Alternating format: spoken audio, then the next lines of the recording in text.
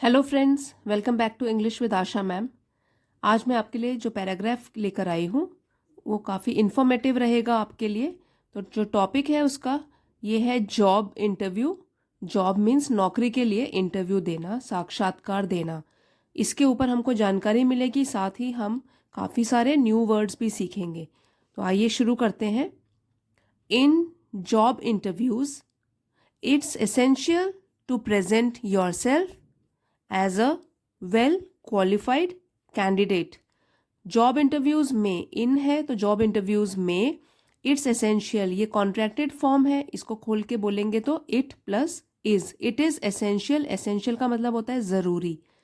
To present your self, अपने आप को प्रेजेंट करना, योर सेल्फ अपने आप को प्रेजेंट करना, दिखाना, as a well qualified candidate. Well qualified means एक योग्य और कैंडिडेट उम्मीदवार। तो जॉब इंटरव्यूज में बहुत ही ज़रूरी है कि आप अपने आप को दिखाएं या प्रेजेंट करें एक योग्य उम्मीदवार के रूप में। Begin by introducing your self confidently. Begin मतलब स्टार्ट करना है, शुरू करें। बाय इंट्रोड्यूसिंग मतलब परिचय देना, योर सेल्फ अपने खुद का, कॉन्फिडेंटली आत्मविश्वास के साथ। तो शुरू करना है अपना परिचय देना या खुद को परिचित कराना आत्मविश्वास के साथ, कॉन्फिडेंटली। ये एडवर्ब है यहाँ पे कि हमको इंट्रोड्यूस कराना है किस तरीके से, आत्मविश्वास के साथ। Outlining your educational background. Outlining मतलब बताते हुए, पृष्ठभूमि बताते हुए, योर एजुकेशनल बैकग्राउंड, पहले अपना जो शिक्षा से संबंधित आपका बैकग्राउंड रहा है उसको बताना, प्रदर्शित करना। And highlighting key skills and competencies relevant to the position.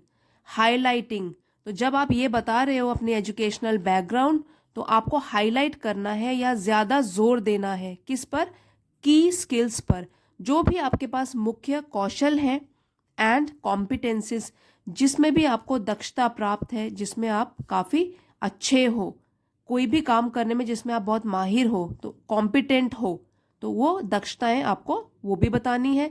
Relevant to the position, लेकिन जो भी ये बताओगे एक कॉम्पिटेंसीज और की स्किल्स वो होना चाहिए रेलिवेंट, विच मीन्स उपयुक्त, टू द पोजीशन, जो भी आप जिस पोस्ट के लिए इंटरव्यू देने गए हो उसके लिए वो उपयुक्त होनी चाहिए। जो भी की स्किल्स आप बताओगे और जो भी दक्षताएं आप बताओगे, कॉम्पिटेंसीज किस किस चीज़ में है, वो उपयुक्त होनी चाहिए उस पोजीशन के हिसाब से।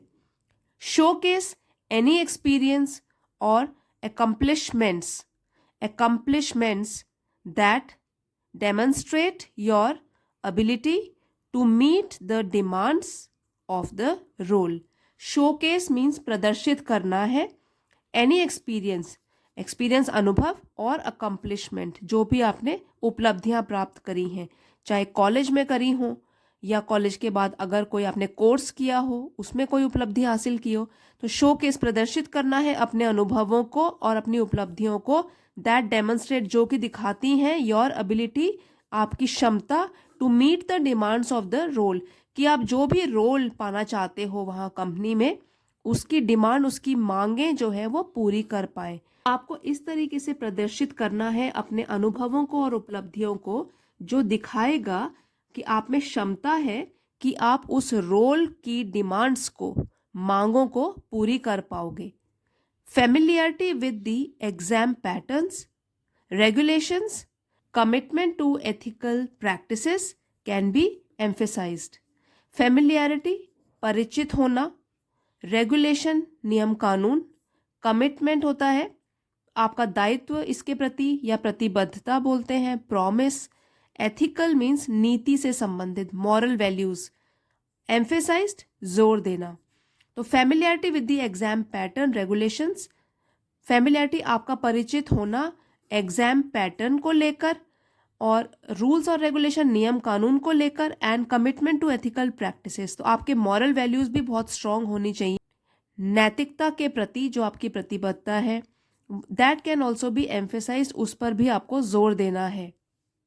तो कहने का मतलब है कि आपने एजुकेशन फील्ड के बारे में तो बता दिया, उसके अलावा आपका जो बिहेवियर है, आपका कैसी मॉरल वैल्यूज़ है, उसके ऊपर भी जोर देना है, वो भी उनको बताना है। एडिशनली, इसके अलावा, ये एडिशनली LY से फिनिश होने वाले वर्ड्स एडवर्ब होते हैं। Additionally communicate your eagerness to contribute effectively to the organization. तो कम्युनिकेट मतलब आपको बताना है, बातचीत करनी है, अपने विचारों को प्रकट करना है। योर ईगरनेस कि आप में उत्सुकता है। टू कंट्रीब्यूट योगदान देने की, कंट्रीब्यूट मीन्स योगदान देना, वो भी असरदार ढंग से, इफेक्टिवली असरदार ढंग से टू दी ऑर्गेनाइजेशन, जिस संस्था में भी आप काम करोगे तो आपको इस तरीके से बताना है कि आप में उत्सुकता है कि आप असरदार तरीके से ऑर्गेनाइजेशन संस्था में योगदान दोगे।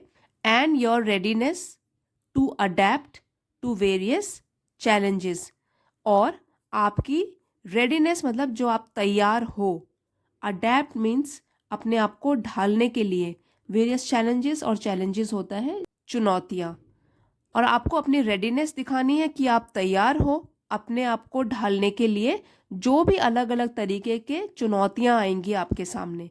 अब यहाँ से एक बार फिर से पढ़ेंगे। Additionally communicate your eagerness to contribute effectively to the organisation. इसके अलावा जो हमने अभी तक बात करी मॉरल वैल्यूज़ की, एजुकेशनल क्वालिफिकेशंस की, उसके अलावा आपको कम्युनिकेट करना है, बताना है कि आप उत्सुक हैं असरदार तरीके से योगदान करने के लिए वो संस्था में, और आप तैयार हैं अपने आप को ढालने के लिए जो अलग अलग टाइप्स के जो भी चुनौतियाँ आएंगी। Maintain a poised and professional demeanor. Maintain a poised and professional demeanor. Poised का मतलब है कि संतुलित, बैलेंस्ड, काम, कॉन्फिडेंट, और प्रोफेशनल हो गया एक फॉर्मल तरीके से। demeanor मीन्स आपका व्यवहार, आपका बिहेवियर। तो ये बिहेवियर कौन कौन सी चीज़ों में झलकेगा, किस तरीके से आप बोलते हैं, किस तरीके से आप ड्रेसअप होके आए हैं इंटरव्यू के लिए, और आप कैसे दिखते हैं। तो ये जो डमीनर है आपका वो प्रोफेशनल रखना है। Maintain a poised and professional demeanour throughout the interview. तो आपको मेंटेन बना के रखना है एक संतुलित टाइप का और एक फॉर्मल टाइप का व्यवहार पूरे इंटरव्यू के दौरान। To leave a positive impression, एक सकारात्मक प्रभाव छोड़ने के लिए। टू लीव छोड़ने के लिए, पॉजिटिव मीन सकारात्मक, और इम्प्रेशन प्रभाव ऑन द पैनल, जो भी इंटरव्यू का पैनल बैठा हुआ है उनके ऊपर अगर आपको कोई पॉजिटिव इम्पैक्ट, सकारात्मक प्रभाव छोड़ना है तो उसके लिए क्या करना पड़ेगा, पहले तो काम रहना पड़ेगा, शांति से, लेकिन फिर भी विश्वास, आत्मविश्वास के साथ संतुलित बिहेवियर बना के रखना है, और फॉर्मल तरीके से रहना है अपने व्यवहार में। तो आपके बोलचाल का तरीका इनफॉर्मल नहीं होना चाहिए। पहनावा जो है, जो कपड़े पहन के जो भी ड्रेसअप होके जाते हैं वो भी बिल्कुल फॉर्मल होना चाहिए। तो बोलने का तरीका, पहनने का तरीका, ये बिल्कुल फॉर्मल होना है थ्रू आउट द इंटरव्यू, पूरे इंटरव्यू के दौरान, ताकि आप जो पैनल है, इंटरव्यू का पैनल है, उसके ऊपर सकारात्मक प्रभाव डाल सकें। सो फ्रेंड्स, ये पूरे के पूरे पैराग्राफ में आपने 23+ न्यू वर्ड सीखे, जो भी हाईलाइट किए गए हैं एडवांस वोकेबलरी है। इन कॉन्टेक्स्ट आई होप आपने समझे होंगे।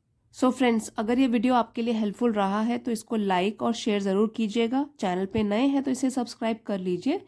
आपके लिए इसी तरीके से इन्फॉर्मेटिव वीडियोज़ रोज़ लेकर आती हूँ। Thank you for giving me your time. मिलते हैं अगले वीडियो में।